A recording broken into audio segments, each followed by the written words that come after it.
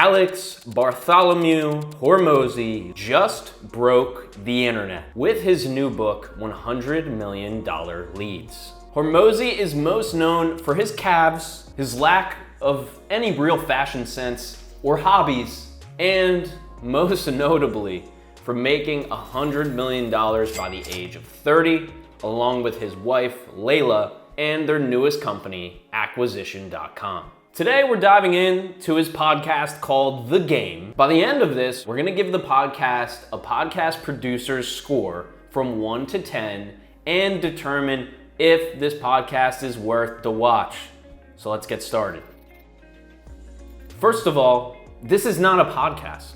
This is a YouTube video disguised as a podcast. He's posted this video on YouTube 6 months ago titled, I built 4 businesses in a row just to show you it's not luck. Now, let's look at the podcast episode, right? If you look at the podcast episode, he literally took the YouTube version, put it on Spotify 6 months later, called it a video exclusive, and then acted like it wasn't something he already posted before. Am I a complete fucking idiot, Alex Hormozi? Or what, dude? I've been watching your shit for like a year. I barely even listen to every episode, and I can still tell that you're pulling versions from the YouTube and putting them on the Spotify and acting like they're brand new. In all seriousness, I get the strategy. It's just, I don't know, a little bit lazy, I would say. Lazy from the guy who's literally all about execution and strategy. It's literally execute, execute, execute. Don't have hobbies. Ignore all your friends. Like, sell your car. All that type of shit, man. Like, I've been driving a Hormozi Mobile for 15 years, dude. I got a 15-year-old Honda Accord, man. I'm doing it. I'm living the lifestyle. But hey, I gotta be objective about this. Let's switch the perspective. He's literally gone from 200,000, a few 100,000 subscribers and followers to millions, right? If you posted a video 6 months ago, but now you have 1 million new people watching you, then they probably didn't see that video. So that strategy that he's doing is optimized for the new people. I get it, but what about the legacy guys, man? What about us? What about the people before me? What about the gym bros and the gym people, man? They want shit, they want new stuff, right? So you can't just repurpose your way to success.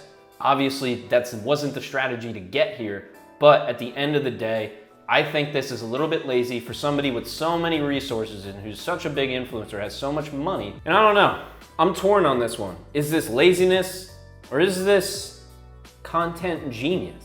Just let me know in the comments below what you think. If we look at the personality side of things, Alex is basically a mix of like Gary Vee, Grant Cardone, and The Rock, I guess? I don't know any other like massive jack steroid influencer guy who talks about business and cabs this much. He's kind of a combo of all these guys, right? You have the Gary Vee side that's like, you can do it. You have the Grant Cardone side that's like, you gotta double down and do what you gotta do. And then you got The Rock, which is like, holy shit, this guy's larger than life.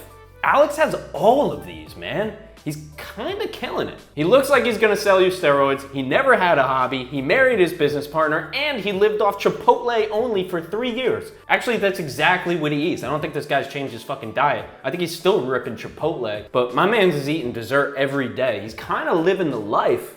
But that's Hormozi, man. That's the persona. That's what everybody loves, right? I can't rip on Hormozi without being honest. At the end of the day, there's 4 things you gotta know about Hormozi.